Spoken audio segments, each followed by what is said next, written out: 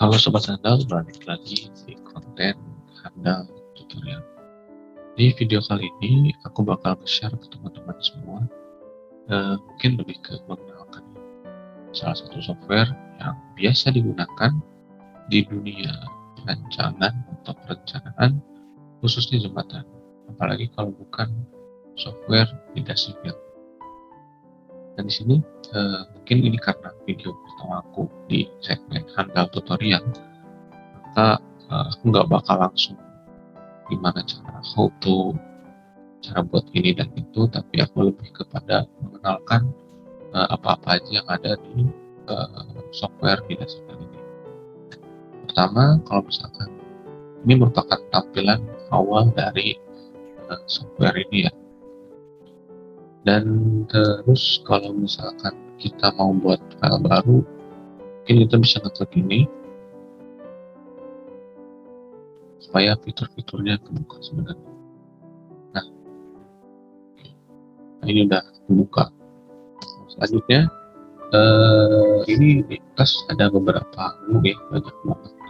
Tapi memang hanya beberapa aja yang biasanya dipakai dan beberapa pun aku belum tahu fungsinya sebagai apa. Nah, di display pertama di fungsi view. Nah, di fungsi view itu pertama kalau di bagian select ya, itu ada beberapa bagian. Yang pertama biasanya pelaku pakai fungsi select by window. Select by window itu akan merubah kursornya. Nah, gitu. Tapi kalau misalkan polygon itu kita bisa pilih bagiannya ya, juga polygon ya. Terus ada namanya terus ada yang namanya select previews. Nah, select previews ini fungsinya buat men-select elemen yang ada yang sebelumnya udah diselect. Jadi kalau kita udah pilih banyak elemen tapi ternyata ke escape, terus kita mau pilih lagi ya, kita tinggal pilih select previews atau control V. Nah, setelah itu ada juga pilihan kita mau pilih buat display. Pengaturan display itu ada beberapa hal. Yang pertama, kita misalkan untuk element mapnya kita mau munculin atau enggak. Nah, kalau enggak dimunculin ya berarti kita checklist. Itu juga untuk elemen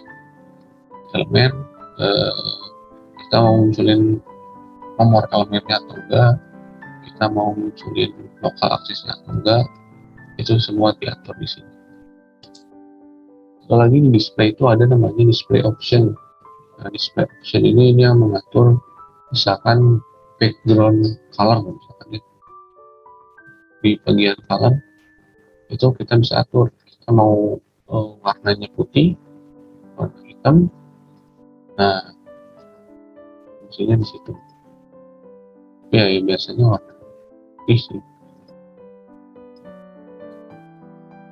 Nah, itu terus selanjutnya ada juga yang namanya structure ya. Structure ini macam-macam. Pertama ada structure type-nya. Nah, di sini structure type itu berarti si software tuh ngasih pilihan ke kita. Kita analisisnya mau secara 3 dimensi atau 2 dimensi. Kalau 2 dimensi kita bisa pilih yang XZ, XY, YZ sama XY. Terus kita juga bisa mengatur misalkan berapa percepatan gravitasinya, yang biasa umumnya kita gunakan di 9,8 ya. Itu. Terus selanjutnya di sini pun di software ini dia udah mempunyai beberapa template ya. Nah, dia nyebutnya sebagai wizard. Nah, di wizard ini misalkan kalau misalkan kita mau buat jembatan suspensi atau jembatan gantung, berarti kita pilih yang suspension bridge. Nah, di sini bisa kita pilih nih, misalkan materialnya apa, terus dia menggunakan penampang apa, terus panjangnya berapa, itu kita atur di sini. Itu juga untuk jembatan-jembatan yang lainnya ya.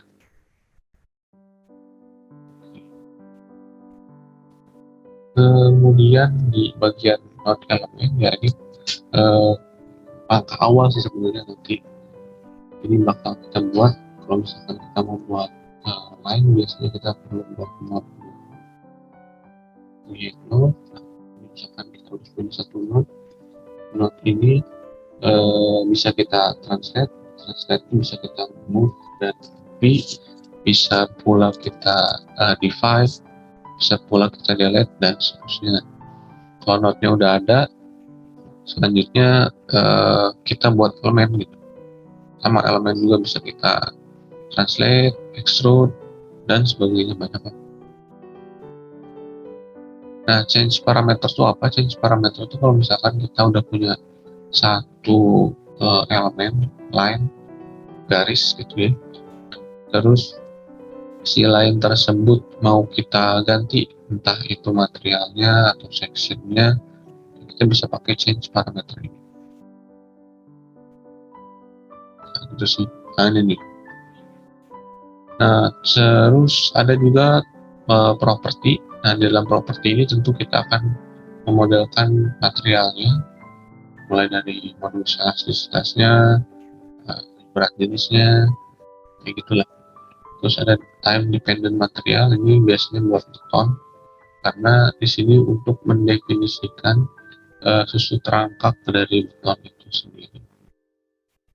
Terus ada section property. Nah, di section property ya tentu kita bakal buat penampangnya ya, penampang F, misalkan penampang hollow, sebagainya. Nah, terus di sini ada juga taper group. Nah, di dalam taper group ini fungsinya kita adalah kalau misalkan kita punya penampang yang non prismatik itu luas penampang bawah sama luas penampang atas berbeda ya. Jadi itu dia pakai namanya taper group. Nah, buat kita define plat lantai itu ada namanya thickness. Nah, sini nih. Nah, kalau misalkan teman-teman udah mulai masuk ke analisis yang infrastik atau non-linear, misalkan non-linear dari materialnya, maka kita harus memodelkannya di sini nih, inelastic material property.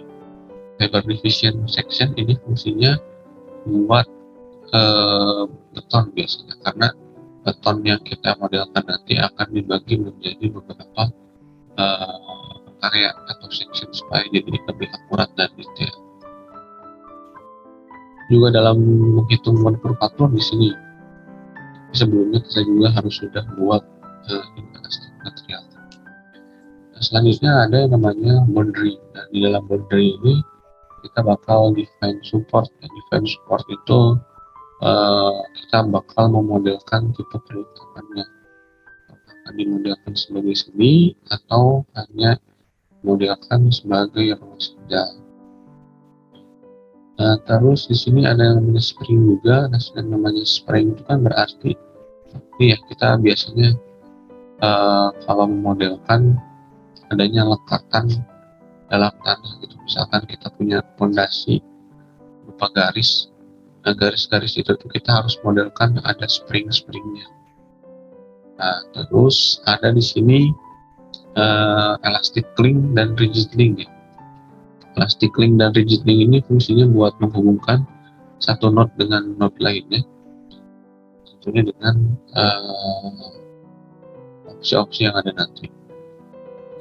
Kalau beam and release tentu kita fungsinya itu untuk misalnya untuk menghilangkan ketentuan momen, itu kita menggunakan beam and release. Ada lagi namanya menu load. Di dalam menu load ini ada beberapa poin. Kalau loadnya berupa beban statik ya kita pilih static load. Di sini kita bisa mulai buat beban yang berupa titik atau nodal force, terus berat sendiri atau self weight. Kemudian kalau misalkan kita mau menjadikan beban kita menjadi massa, ini pilih yang ini. Misalkan kita punya beban railing Yang corollary kan biasanya kita modelkan sebagai beban sebagai rata ya. Nah, misalkan kita pengen itu dia hitung sebagai massa struktur, maka kita pilih load to basis.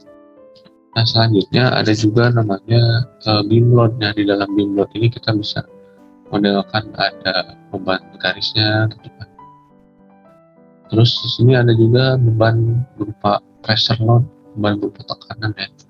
Nah, ini biasanya kita pakai buat area. Di area itu kan ada yang namanya beban area itu misalkan di peraturan jembatan, pembebanan jembatan itu untuk lantai kan misalkan 7 kPa, kita bisa pakai pressure loading. Nah, terus selanjutnya kalau kita modelkan itu sebagai beban dinamik, maka di sini ada namanya berupa time history atau berupa respon spektrum, itu diatur sepakat di sini. Terus ada juga determinasi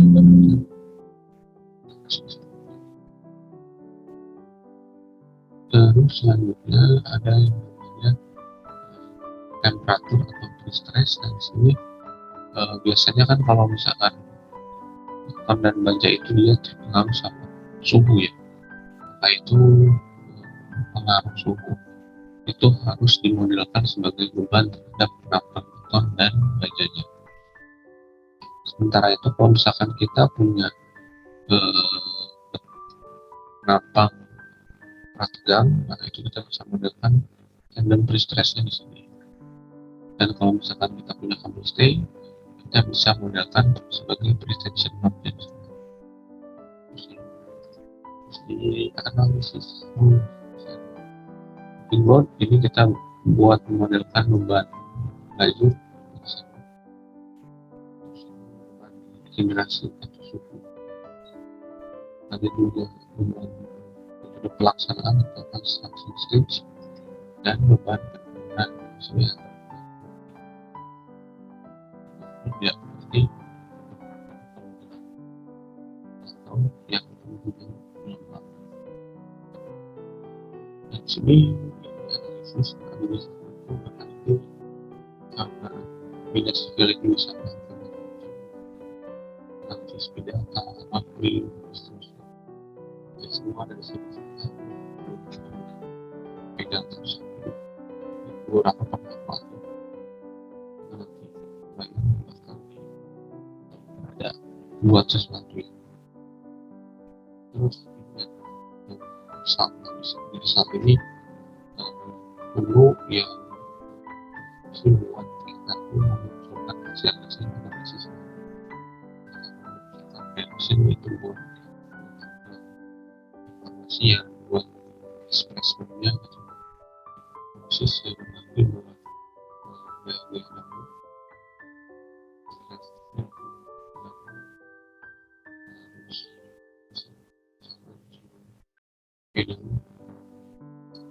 dan sini ada konsep getarnya sebelum satu membuat karena aku belum pernah pakai di sini juga ada time story dari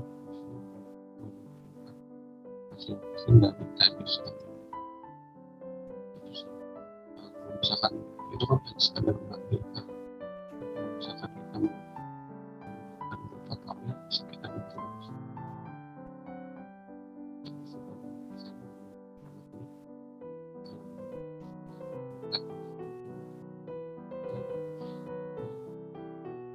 di bawah kita itu ada bisnis window. Maksudnya dia kalau misalkan kita udah modelkan sesuatu terus misalkan kita tapi itu dia akan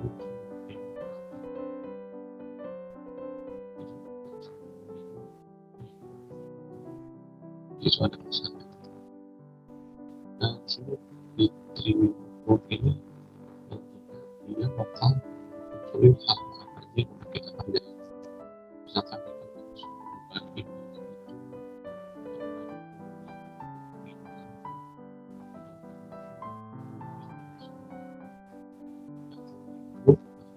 misalkan kita mantah isinya dengan kita belajar